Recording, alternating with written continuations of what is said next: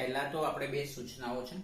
પહેલી સૂચના એ કે હવે આ જે રવિવારે આપણે જે જેઈ ની મોક ટેસ્ટ લઈએ છીએ, બરાબર છે, એ હવે મોક ટેસ્ટ આપણે લઈશું નહીં, કારણ કે આપણું ફોકસ યુનિટ ટેસ્ટની એક્ઝામ પર છે, બરાબર છે. એટલે રવિવારે લેવાતી જે જેઈ ની મોક ટેસ્ટ હવે લેવાશે નહીં. જ્યારે લેવાનું શરૂ કરવાનું હશે ત્યારે આપણે અગાઉથી સૂચના આપીશું, બરાબર. બીજી સૂચના એ કે હવે જે શનિવારે આપણી કેમેસ્ટ્રીની જે એક્ઝામ છે એ યુનિટ ટેસ્ટની અંદર આપણો જે બોર્ડે ડિલીટ કરેલો અભ્યાસક્રમ છે એ અભ્યાસક્રમમાંથી કોઈ પણ પ્રકારના એમસીક્યુ, બરાબર છે, કે તે પછી બોર્ડના એમસીક્યુ હોય કે ગુજકેટના એમસીક્યુ હોય કે સબ્જેક્ટિવ હોય, એ બોર્ડના ડિલીટ કરેલા અભ્યાસક્રમમાંથી આપણે એક પણ પ્રશ્ન પૂછવાના નથી, બરાબર છે.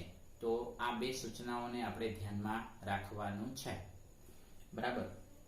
હવે આજના લેક્ચરની અંદર આપણે પોલિસેકેરાઇડ સંયોજનો શીખવાના છે. તે પહેલા આપણે ખરેખર જે ગ્લુકોઝનું ચક્રીય બંધારણ શીખીને આવ્યા, ફ્રુક્ટોઝનું ચક્રીય બંધારણ શીખીને આવ્યા, બરાબર છે. તો એના ઉપર ડિપેન્ડેબલ આપણા જે લખાણ સંબંધિત જે પ્રશ્ન છે એ લખાણ સંબંધિત પ્રશ્નને આપણે સમજી લઈએ. પછી આપણે પોલિસેકેરાઇડ સંયોજનો જે પણ આપણા અભ્યાસક્રમની અંદર નથી, બરાબર છે, તો એને બી થોડુંક આપણે સમજી લઈશું, કારણ કે કોમ્પિટિટિવ લેવલના ઉપર આપણને એ ઉપયોગી થવાનું છે, બરાબર છે. તો લખાણ સંબંધિત પ્રશ્ન આપણો, અને એ છે ગ્લુકોઝ અથવા સુક્રોઝ પાણીમાં દ્રાવ્ય હોય છે, પરંતુ સાયક્લોહેક્ઝેન અથવા બેન્ઝીન પાણીમાં અદ્રાવ્ય હોય છે, બરાબર છે. ગ્લુકોઝ અથવા સુક્રોઝ પાણીમાં દ્રાવ્ય હોય છે, પરંતુ સાયક્લોહેક્ઝેન અથવા બેન્ઝીન પાણીમાં અદ્રાવ્ય હોય છે. સમજાવો.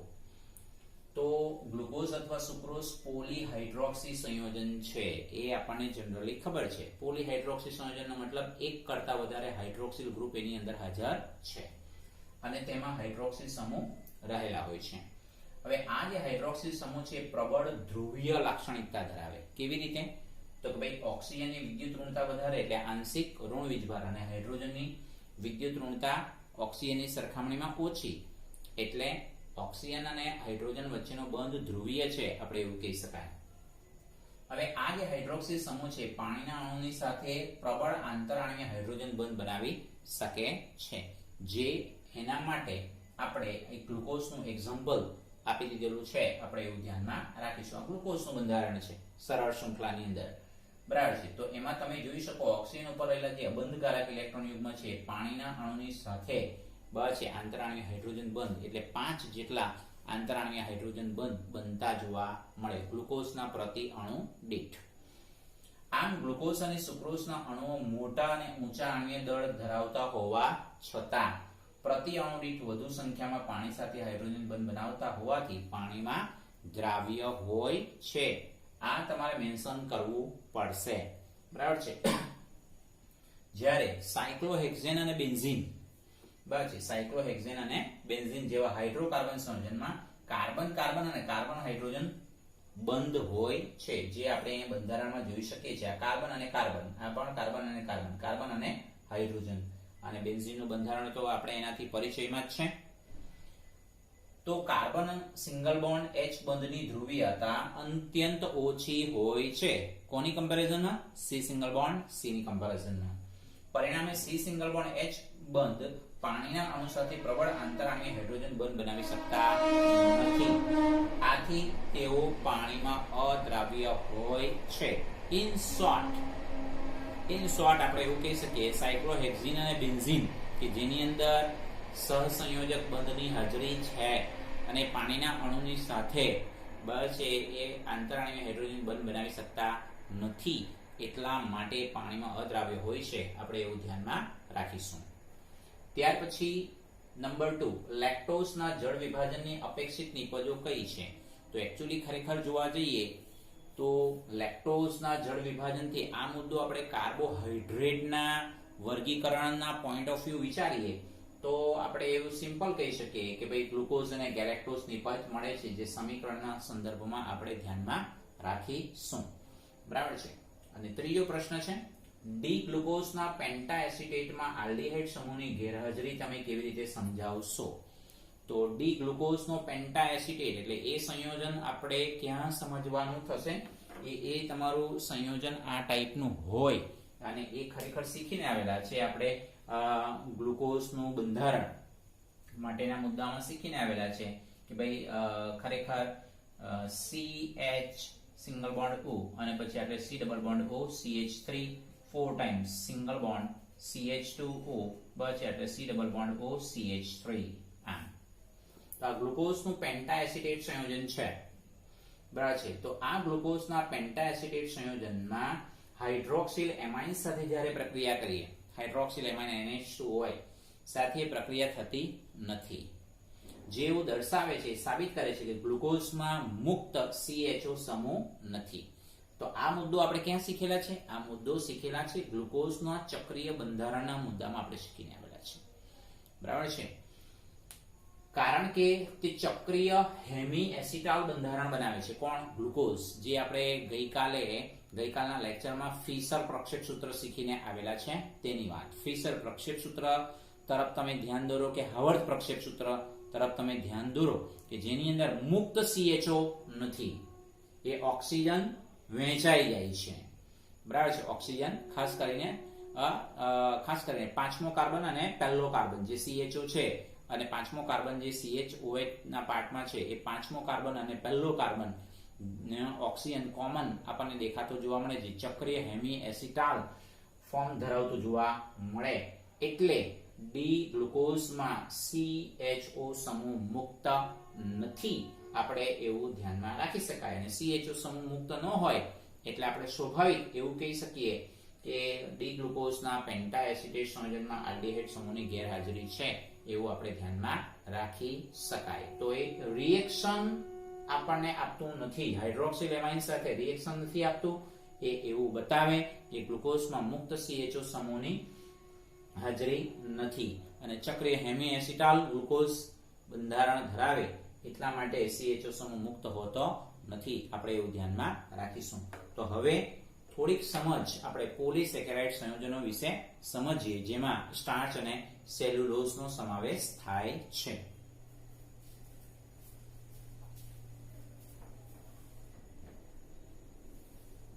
તો વિદ્યાર્થી મિત્રો, હવે આપણે છે ને પોલીસેકેરાઇડ સંયોજનો વિશે શીખવાના છે, પણ આ પોલીસેકેરાઇડ સંયોજનનો મુદ્દો બી આપણી બુકમાં નથી, બરાબર છે. એટલે આપણા અભ્યાસક્રમની અંદર નથી.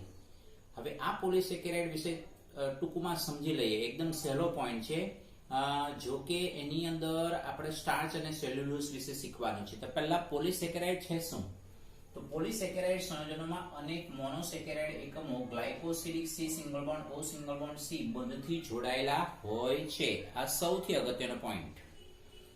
પોલીસેકેરાઇડ સંયોજનની અંદર અનેક મોનોસેકેરાઇડ સંયોજનો ગ્લાયકોસિડિક બંધથી જોડાયેલા હોય એની અંદર, એટલે એને પોલીસેકેરાઇડ સંયોજનો તરીકે ઓળખાવી શકાય. એમાં સૌથી અગત્યના સ્ટાર્ચ અને સેલ્યુલોઝ સૌથી અગત્યના પોલીસેકેરાઇડ સંયોજન છે. તો પહેલા સ્ટાર્ચ વિશે સમજીએ. સ્ટાર્ચ ક્યાંથી મળી આવે? તો કે ભાઈ વનસ્પતિમાં મોટે ભાગે મળી આવે. મનુષ્યને માટે આહારનો અત્યંત મહત્વનો સ્ત્રોત છે. આ ઉપરાંત સ્ટાર્ચ આપણને શામાંથી? ધાન્યમાંથી મળી આવે, કંદમૂળમાંથી મળી આવે. જેમ કે બટાટા આપણે કીધું છે, ધાન્ય, મૂળ, કંદમૂળ અને કેટલાક શાકભાજીમાં વધુ પ્રમાણમાં સ્ટાર્ચ આપણે પ્રાપ્ત થઈ જતું જોવા મળે. ત્યાર પછી એનું બંધારણ, કે સ્ટાર્ચ જે છે એ ખરેખર આલ્ફા ગ્લુકોઝનું પોલિમર છે. જો આલ્ફા ગ્લુકોઝનો પોલિમર છે અને બે ભિન્ન ઘટકોના જોડાણથી બનેલું છે. બે ભિન્ન ઘટકો કયા? તો એમાઇલોઝ અને એમાઇલોપેક્ટિન. એમાઇલોઝ અને એમાઇલોપેક્ટિનની મદદ વડે સ્ટાર્ચ બનેલું છે. આપણે એવું કહીએ તો પણ ખોટું નથી. તો એમાં પહેલા એમાઇલોઝના મુદ્દાઓ શું છે? એમાઇલોઝ એ પાણીમાં દ્રાવ્ય છે, તો એમાઇલોપેક્ટિન પાણીમાં અદ્રાવ્ય છે. એમાઇલોઝ સ્ટાર્ચમાં આશરે 15 થી 20% ભાગના સ્વરૂપે હોય. એટલે સ્ટાર્ચમાં 15 થી 20% કોણ હોય? એમાઇલોઝ હોય. તો બાકીનું 80 થી 85% કોણ હોય? એમાઇલોપેક્ટિન હોય છે. બીજું, એમાઇલોઝ રાસાયણિક રીતે 200 થી 1000 જેટલા આલ્ફા ડી ગ્લુકોઝ એકમોની એક લાંબી શાખાવિહીન શૃંખલા સ્વરૂપે હોય છે, જે આપણે બંધારણના સ્વરૂપે શીખવાના છે. બંધારણ આપણે અહીંયા જોવાના છે. એટલે આપણે અહીંયા તમે જોઈ શકો કોઈ શાખા આની અંદર પડતી નથી. એમાઇલોઝનું જે બંધારણ આપણને આપેલું છે એની અંદર કોઈ શાખા પડતી નથી, શાખા વિહીન લાંબી એક સરળ શૃંખલા છે, આપણે એવું ધ્યાનમાં રાખીશું. જ્યારે એમાઇલોપેક્ટિન તમે જુઓ અહીંયા શાખા પડે છે, અરે આ શાખા પડતી જોવા મળે, એટલે આલ્ફા ડી ગ્લુકોઝ એકમોની શાખિત શૃંખલા સ્વરૂપે આપણે પ્રાપ્ત થતું જોવા મળે. બીજી અગત્યની બાબત કઈ કે એમાઇલોઝ જે છે એ એમાઇલોઝમાં પહેલો કાર્બન તમે જોઈ શકો, આ પહેલો કાર્બન અને આ બીજો આલ્ફા ડી ગ્લુકોઝ જ છે, આ બધા આલ્ફા ડી પ્લસ ગ્લુકોઝ. હવે જો એમાઇલોઝનું બંધારણ તમારે યાદ રાખવું હોય તો કેવી રીતે યાદ રાખશો? જો આલ્ફા ડી પ્લસ ગ્લુકોઝનો પહેલો એનોમેરિક કાર્બન અને આ તમારું ગ્લાયકોસિડિક લિંકેજ, બીજો આલ્ફા ડી પ્લસ ગ્લુકોઝનો એકમ જેનો ચોથો કાર્બન, એમાં એની વચ્ચે ગ્લાયકોસિડિક લિંકેજ બનતું જોવા મળે. આ તમે જોઈ શકો, આ પહેલો કાર્બન, આ ચોથો કાર્બન, આ જે ડેશ પડેલું છે એટલે આ કન્ટિન્યુ આગળ ચાલે. એવી જ રીતે આ પણ પહેલો અને ચોથો, તો આ આલ્ફા ડી પ્લસ ગ્લુકોઝની જે એક શાખા વિહીન લાંબી શૃંખલા આપણને પ્રાપ્ત થતી જોવા મળે, આપણે એવું ધ્યાનમાં રાખી શકાય. જ્યારે એમાઇલોપેક્ટિન જે છે એ એમાઇલોપેક્ટિનમાં સેમ આવું તો આપણને જોવા મળે જ છે. જુઓ આપણને આ જોવા મળે છે, જો પહેલો કાર્બન અને ચોથો કાર્બન બરાબર છે, આ કન્ટિન્યુઅસ પાર્ટ છે. તો આ બધું શું છે? આલ્ફા ડી પ્લસ ગ્લુકોઝના જ સેકેરાઇડ એકમો છે. પણ તમે જોઈ શકો કે પહેલો અને છઠ્ઠો કાર્બન, એટલે કે આપણે જે CH2OH લખીએ છીએ, છઠ્ઠા નંબરના કાર્બન ઉપર CH2OH લખીએ છીએ, એ CH2OH માનો ઓક્સિજન અને પહેલા કાર્બન માનો OH માનો ઓક્સિજન એ તમારી પાસે શાખા બનાવતું જોવા મળે છે. તમે જોઈ શકો, બરાબર ધ્યાનપૂર્વક. એટલા માટે એમાઇલોપેક્ટિન માટે શું લખીશું? આલ્ફા ડી પ્લસ ગ્લુકોઝનો પહેલો, પછી ગ્લાયકોસિડિક લિંકેજ જેને આલ્ફા સાંકળ પણ કહેવાય, C4 alpha D plus glucose, એટલે આટલો ભાગ થઈ ગયો. અને આલ્ફા ડી પ્લસ ગ્લુકોઝનો પહેલો અને ઓક્સિજન છઠ્ઠો carbon alpha D plus glucose. તો આ એક આખું સાનું બંધારણ છે, એમાઇલોપેક્ટિનનું બંધારણ છે, અને આ સાનું બંધારણ છે, એમાઇલોઝનું બંધારણ છે. આપણે એવું ધ્યાનમાં રાખીશું. એટલે એમાઇલોઝ અને એમાઇલોપેક્ટિનની મદદથી સ્ટાર્ચ બનેલું છે. આપણે ઇન શોર્ટ આપણે એવું કહી શકાય. એટલે કોમ્પિટિટિવ લેવલને માટે આપણે બંધારણ યાદ રાખવું હોય તો એકદમ સરળ છે. આ મુદ્દો આપણે તૈયાર કરી નાખો. જો એમાઇલોઝ માટે આલ્ફા ડી પ્લસ ગ્લુકોઝનો પહેલો કાર્બન, ગ્લાયકોસિડિક લિંકેજ, બીજો આલ્ફા ડી પ્લસ ગ્લુકોઝનો સેકેરાઇડ એકમ જે છે એનો ચોથા કાર્બન સાથે ગ્લાયકોસિડિક લિંકેજ જેને આલ્ફા સાંકળ તરીકે ઓળખાવી શકાય, એ કન્ટિન્યુઅસ બન્યા કરતી હોય.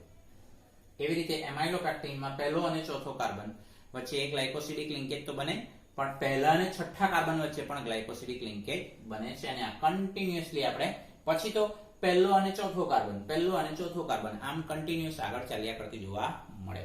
તો હવે આપણે આ સ્ટાર્ચ વિશે સમજેલા છે, હવે સેલ્યુલોઝ વિશે સમજીએ, પછી ગ્લાયકોજન વિશે સમજીએ ને કાર્બોહાઈડ્રેટનું મહત્વ. આ બધા જ મુદ્દાઓ આપણા સિલેબસમાં નથી, પણ ટૂંકમાં સમજી લઈએ, આપણને કદાચ જેની અંદર ઉપયોગી થઈ જાય એ હેતુથી આપણે સમજાવીએ છીએ. બાકી તો ડાયરેક્ટ પ્રોટીનના બંધારણ ઉપર આપણે જોઈ શકીએ.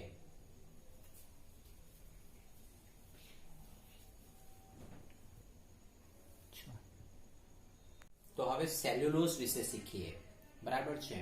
પોલિસેકેરાઇડમાં નંબર 2 સેલ્યુલોઝ. તો સેલ્યુલોઝનો સ્ત્રોત છે વનસ્પતિમાં વિશિષ્ટ રીતે બને છે, આ ધ્યાન રાખીશું. સેલ્યુલોઝ વનસ્પતિ કોષમાં કોષ દિવાલનો સૌથી અગત્યનો ઘટક છે, આ પણ અગત્યનો પોઈન્ટ. સેલ્યુલોઝ વનસ્પતિ સૃષ્ટિમાં વિપુલ પ્રમાણમાં મળી આવતો કાર્બનિક પદાર્થ છે. હવે આ સેલ્યુલોઝનું બંધારણ જોઈએ તો સેલ્યુલોઝ માત્ર બીટા ડી ગ્લુકોઝ એકમો દ્વારા બનેલો સરળ શૃંખલા પોલિસેકેરાઇડ છે. તમે જોઈ શકો એટલે H અને ઉપરની તરફ એટલે કે આ તમારો કિરાલ કાર્બન બીટા ગ્લુકોઝનો, તો એનો OH એટલે આ ગ્લાયકોસિડિક લિંકેજ બનેલી હોય, એટલે આ તમારો HCOH, OHCH, HCOH અને આ તમારો પાંચમો કાર્બન, છઠ્ઠો કાર્બન. તો પહેલો કાર્બન એટલે આ તમારો ચોથો કાર્બન તમે જુઓ ને, આ પહેલો કાર્બન, તો એ બીટા સાંકળ તરીકે ઓળખાવી શકાય. એટલે આ આખું કમ્પાઉન્ડ કયું છે? Beta D glucose. એટલે અહીંયા લખ્યું છે બીટા ડી ગ્લુકોઝનો anomeric carbon oxygen, that means આ બીટા સાંકળ કહેવાય, અને ચોથો કાર્બન બસ આ પહેલો અને આ ચોથો. માં ગ્લાયકોસિડિક લિંકેજ બનતું જોવા મળે, આપણે એવું ધ્યાનમાં રાખી શકાય. આ કન્ટિન્યુઅસના પાર્ટમાં હોય. સેલ્યુલોઝ માત્ર બીટા ડી ગ્લુકોઝ એકમો દ્વારા બનેલો સરળ શૃંખલા પોલિસેકેરાઇડ છે. તેમાં એક ગ્લુકોઝ એકમનો પહેલો કાર્બન અને તે પછીના ગ્લુકોઝ એકમો ચોથા કાર્બન એટલે કે ગ્લાયકોસિડિક લિંકેજથી જોડાયેલા હોય છે. આપણે એવું ધ્યાનમાં રાખીશું. આ શું છે? સેલ્યુલોઝ. પછી આવે છે ગ્લાયકોજન. તો ગ્લાયકોજન છે શું? એ પણ એક કાર્બોહાઈડ્રેટ છે. એટલે બરાબર યાદ હોય તો આપણે ખરેખર કાર્બોહાઈડ્રેટ નું જે વર્ગીકરણ હતું એની અંદર આપણે શરૂઆતમાં કાર્બોહાઈડ્રેટ વિશે વર્ગીકરણ નહીં, કાર્બોહાઈડ્રેટ વિશે જ્યારે માહિતી આપેલી હતી ત્યારે આપણે સ્પષ્ટતા કરેલી હતી. તો ગ્લાયકોજન પ્રાણી શરીરમાં કાર્બોહાઈડ્રેટ સંયોજનો તરીકે સંગ્રહ પામેલ હોય છે. બરાબર છે. ગ્લાયકોજન તેનું બંધારણ એમાઇલોપેક્ટિનને સમાન હોવાથી પ્રાણીજ સ્ટાર્ચ તરીકે ઓળખાય છે. બસ એમસીક્યુ માટે મુદ્દો અગત્યનો. તેનું બંધારણ એમાઇલોપેક્ટિનને સમાન હોવાથી પ્રાણી સ્ટાર્ચ તરીકે ઓળખાય, પરંતુ તે એમાઇલોપેક્ટિન કરતાં વધુ શાખિત હોય છે. ગ્લાયકોજન યકૃત, સ્નાયુઓ અને મગજમાં હાજર હોય છે. આ એનું ઉદ્ભવ સ્થાન છે. આ ધ્યાન રાખીશું. સ્નાયુ, યકૃત અને મગજમાં હાજર હોય છે. કોણ? ગ્લાયકોજન. ગ્લાયકોજન એક પ્રકારનું કાર્બોહાઈડ્રેટ સંયોજન છે. જ્યારે શરીરને ગ્લુકોઝની જરૂર પડે છે ત્યારે ઉત્સેચકો ગ્લાયકોજનને તોડીને ગ્લુકોઝ બનાવતું જોવા મળે છે. આ ગ્લાયકોજન યીસ્ટ અને ફૂગમાં પણ મળી આવતું હોય છે. આપણે એવું ધ્યાનમાં રાખીશું. બરાબર છે. તો આટલી વિગત ગ્લાયકોજન માટે. આ બધા જ મુદ્દાઓ પોલિસેકેરાઇડનો આખો ટોપિક, ગ્લાયકોજન અને કાર્બોહાઈડ્રેટ સંયોજનનું મહત્વ એ આપણા સિલેબસમાં નથી. તે છતાં પણ આપણે સમજૂતી આપીએ છીએ, ધ્યાન રાખીશું. તો કાર્બોહાઈડ્રેટ સંયોજનોનું મહત્વ, તે પછી કાર્બોહાઈડ્રેટમાં મોનોસેકેરાઇડ હોય, ઓલિગોસેકેરાઇડ હોય કે પોલિસેકેરાઇડ હોય, રાઈટ? તો કાર્બોહાઈડ્રેટ સંયોજનો વનસ્પતિ અને પ્રાણીઓ બંનેના જીવન માટે આવશ્યક છે. આ ધ્યાનમાં રાખીશું. તેઓ આપણા ખોરાકના મુખ્ય ભાગ, જુવાર, બાજરી, ચોખા વગેરેમાં સ્ટાર્ચ હોય છે. આયુર્વેદમાં મધનો ઉપયોગ શક્તિના તાત્કાલિક સ્ત્રોત તરીકે થાય છે, એવું આપણે ધ્યાનમાં રાખીશું. વનસ્પતિમાં સ્ટાર્ચ સ્વરૂપે અને પ્રાણીઓમાં ગ્લાયકોજન સ્વરૂપે સંગ્રાહક પામેલ હોય છે, એટલે સંગ્રહાયેલો હોય છે. કોણ? કાર્બોહાઈડ્રેટ. આ વાક્ય રચના ખૂબ અગત્યની. વનસ્પતિમાં સ્ટાર્ચ સ્વરૂપે અને પ્રાણીઓમાં ગ્લાયકોજન સ્વરૂપે કાર્બોહાઈડ્રેટ સંગ્રહ પામેલ હોય છે. બેક્ટેરિયા અને વનસ્પતિની કોષ દિવાલ સેલ્યુલોઝની બનેલી હોય છે. એટલે આપણે શરૂઆતમાં કાર્બોહાઈડ્રેટના મુખ્ય કાર્ય સમજેલા, તે આ બે મુદ્દાઓ આવે છે. લાકડાના સ્વરૂપમાં રહેલ સેલ્યુલોઝ દ્વારા આપણે ફર્નિચર બનાવીએ છીએ. સુતરાઉ રેસાઓના સ્વરૂપમાં રહેલ સેલ્યુલોઝ દ્વારા આપણે કપડા બનાવીએ છીએ. જો કાર્બોહાઈડ્રેટ આપણા જીવનમાં, રોજિંદા જીવનમાં કેટલું ઉપયોગી છે, કેટલું એનું મહત્વ છે, એ આપણે કમ્પ્લીટલી સમજી શકીએ. તેઓ અનેક ઉદ્યોગો જેવા કે કાપડ, કાગળ, વાર્નિશ અને માદક પીણાઓ માટે કાચો માલ પૂરો પાડતું જોવા મળે. કોણ? ખાસ કરીને કાર્બોહાઈડ્રેટ સંયોજનો. ન્યુક્લિક એસિડ સંયોજનમાં 2 આલ્ડો પેન્ટોઝ શર્કરા જેવા કે ડી રિબોઝ અને 2-ડીઓક્સી 2 રિબોઝ એટલે આરએનએ ડી રિબોઝ અને 2-ડીઓક્સી 2 રિબોઝ તરીકે હાજર હોય છે. જૈવિક તંત્રમાં કાર્બોહાઈડ્રેટ, પ્રોટીન અને લિપિડ સંયોજનો ખૂબ જ અગત્યનો ભાગ ભજવતું જોવા મળે છે. તો આ મુદ્દાઓથી આ કાર્બોહાઈડ્રેટ સંયોજનોના મહત્વ વિશે ખ્યાલ આવે છે.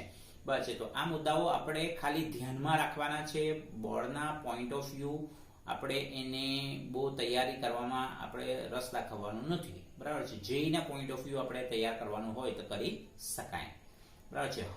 હવે પછી જે છે મુદ્દો આવે છે પ્રોટીન, જે આપણા બોર્ડના સિલેબસમાં છે, તો એ હવે સમજીએ.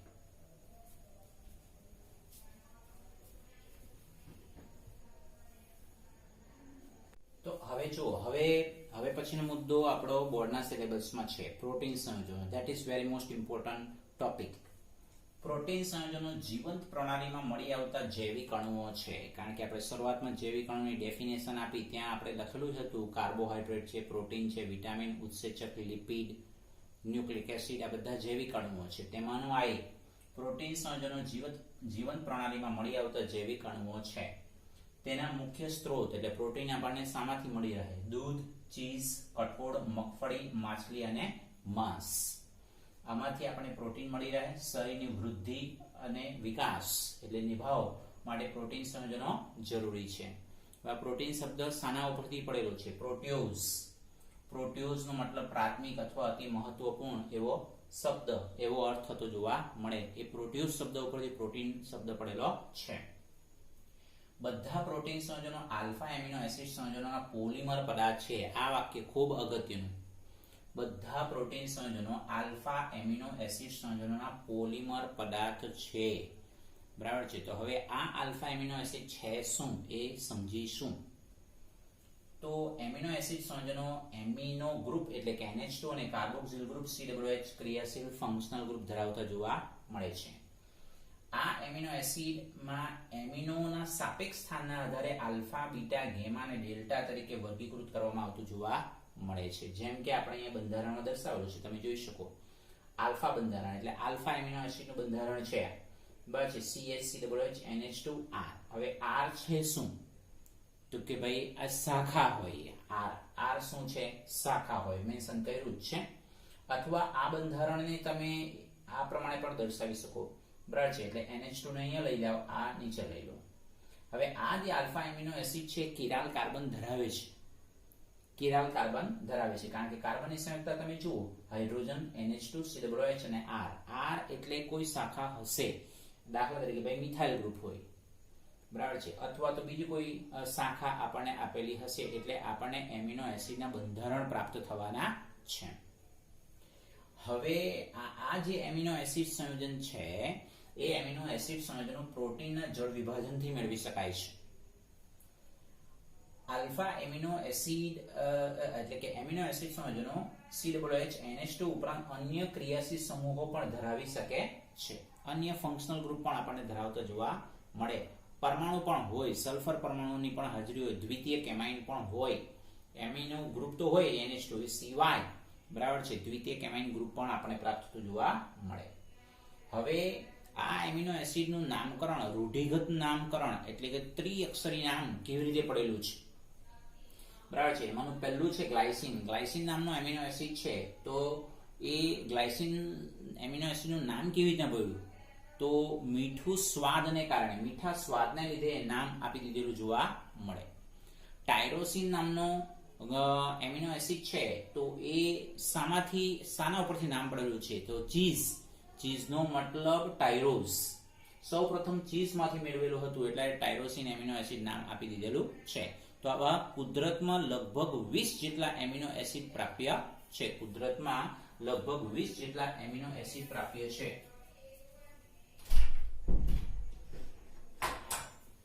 આવા કુદરતમાં લગભગ 20 જેટલા એમિનો એસિડ આપણી પાસે પ્રાપ્ય છે.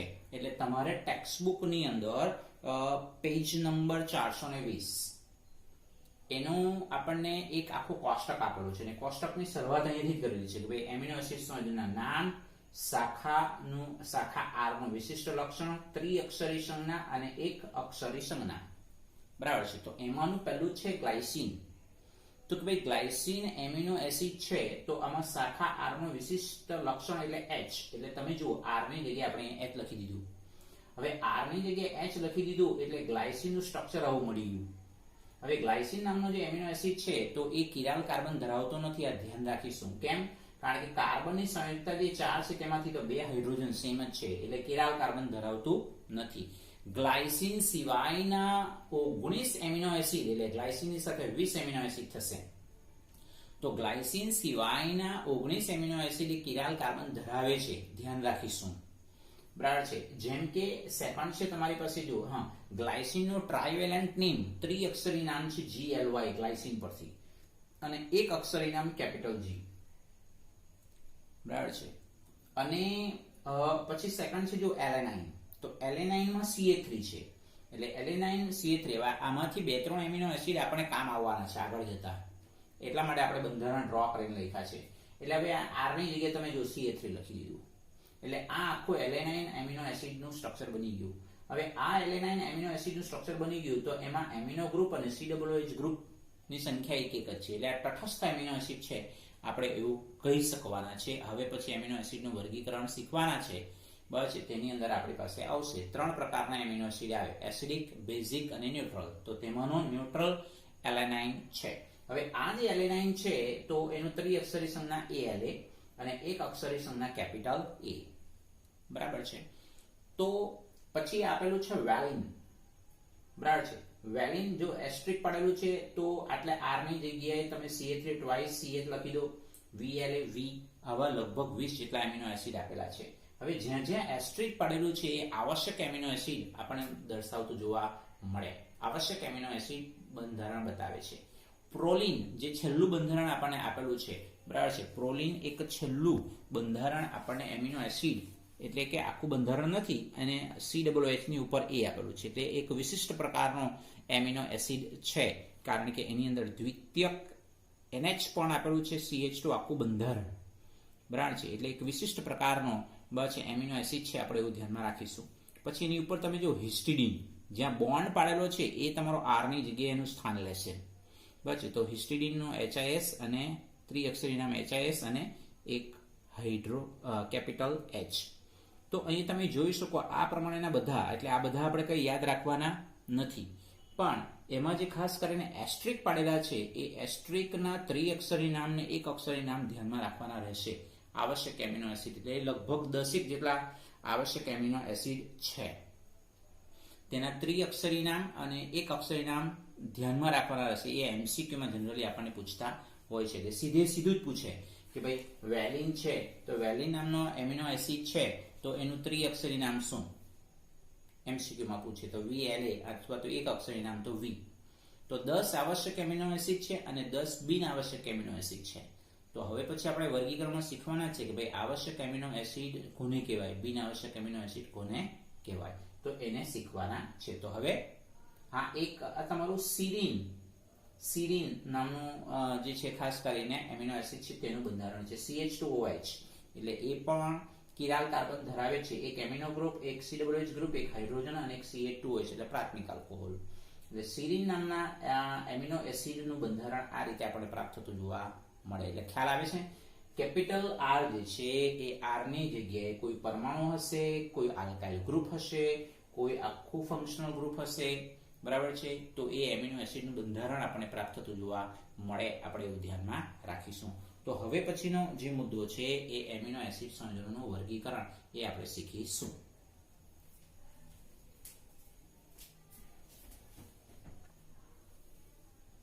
વિદ્યાર્થી મિત્રો, હવે જો સૌથી મોસ્ટ ઇમ્પોર્ટન્ટ પ્રોટીનના ટોપિકની અંદર સૌથી મોસ્ટ ઇમ્પોર્ટન્ટ આજનું એમિનો એસિડનું વર્ગીકરણ, બરાબર છે. તો એમિનો ગ્રુપ અને COOH ગ્રુપની સંખ્યાને આધારે આપણે એમિનો એસિડનું વર્ગીકરણ 3 વિભાગમાં કરી શકીએ. તટસ્થ amino acid, basic amino acid અને એસિડિક એમિનો એસિડ, બરાબર છે. તો આ મોસ્ટ ઇમ્પોર્ટન્ટ છે.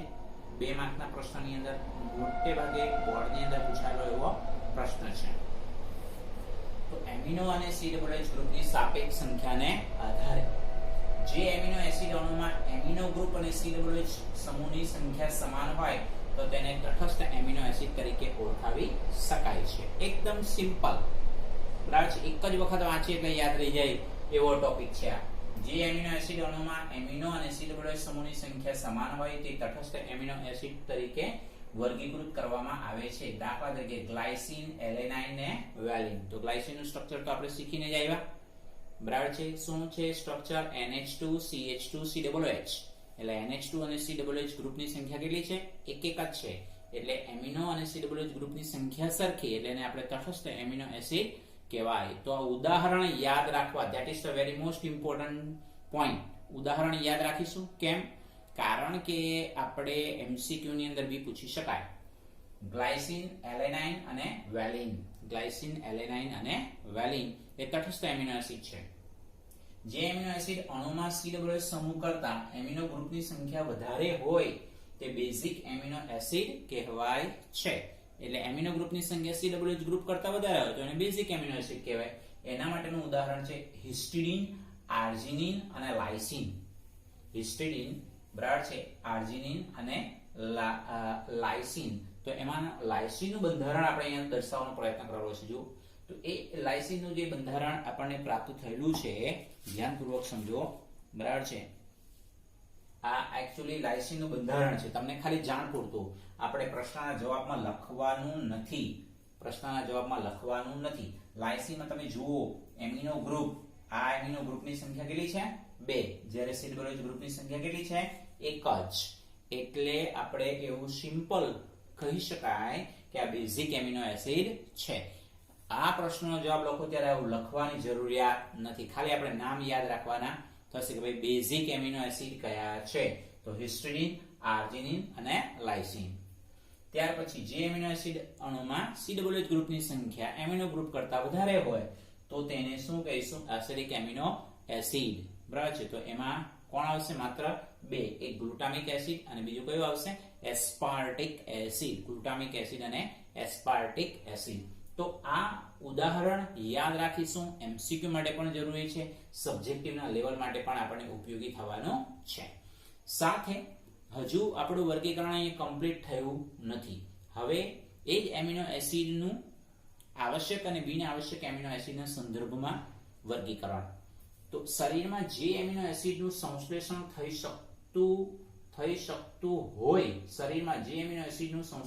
શકતું હોય તેમને બિનઆવશ્યક એમિનો એસિડ કહે છે. એટલે કે આપણા શરીરમાં ખોરાક મારફતે જ આપણે આવા એમિનો એસિડ બનતા હોય. કહેવાનો મતલબ સંશ્લેષણ થતું હોવાનો મતલબ આપણા ખોરાક દ્વારા જ આપણા શરીરની ખાસ કરીને કુદરતી રીતે બનતા હોય. કહેવાનો મતલબ એટલા માટે લખ્યું છે, જો આવા એમિનો એસિડ બાહ્ય આહાર મારફતે મેળવવાની જરૂર પડતી નથી. કુદરતી રીતે બનતા હોય છે આપણા શરીરની અંદર. શરીરમાં જે એમિનો એસિડનું સંશ્લેષણ થઈ શકતું હોય તેમને બિનઆવશ્યક એમિનો એસિડ કહે છે.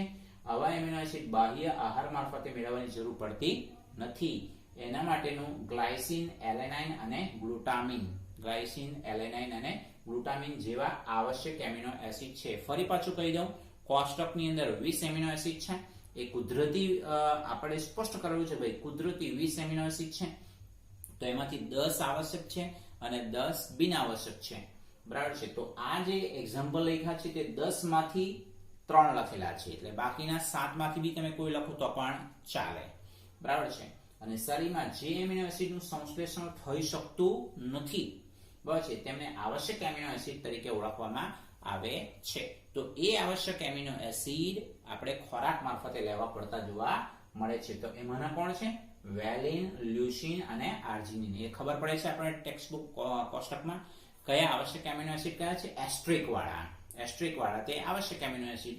એસ્ટ્રિક સિવાયના તે બિનઆવશ્યક એમિનો એસિડ છે. આપણે એવું ધ્યાનમાં રાખીશું. તો આની સાથે જ આપણે અહીંયા એમિનો એસિડનું વર્ગીકરણ કમ્પ્લીટ કરીએ છીએ, લેક્ચર કમ્પ્લીટ કરીએ છીએ. બરાબર યાદ ફરી પાછું કરાવી દઉં.